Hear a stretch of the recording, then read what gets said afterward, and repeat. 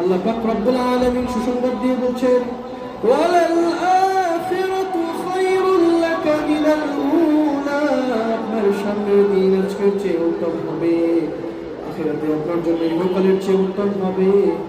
আল্লাহ পাক রব্বুল আলামিন সুসংবাদ দিচ্ছেন কাকে? তার হাবিবকে সুসংবাদ দিচ্ছেন, আখিরাতে আপনার জন্য ইহকালের চেয়ে উত্তম হবে। এর তাৎপর্য অনেক ব্যাপক বিস্তৃত।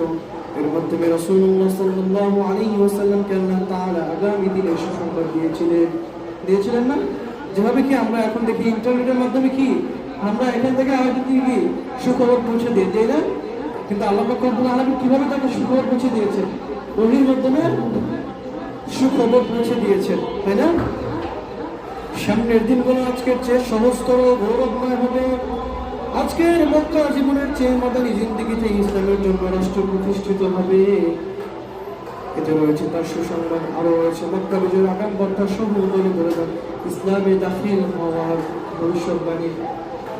আল্লাহ পাক রব্বুল আলামিন একটি আয়াতের মাধ্যমে অনেকগুলো সুসংবাদ দিয়েছেন। মক্কা বিজয় করবে, মদিনার জিন্দেগিতে সে কি করবে? ইসলাম প্রতিষ্ঠা করবে। কি করবে? ইসলাম প্রতিষ্ঠা করবে। কোথায় গিয়ে? মদিনার জিন্দেগিতে গিয়ে।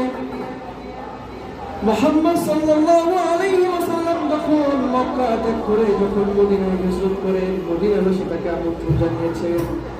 শিশু থেকে শুরু করে নিয়ে বয়স্ক থেকে শুরু করে নিয়ে মধ্যবিত্ত থেকে শুরু করে নিয়ে সকল শ্রেণীর মানুষ নবীজিকে আমন্ত্রণ জানিয়ে বলেছে, طلع البدر علينا من ثنيات الوداع وجب الشكر علينا ما دعا لله.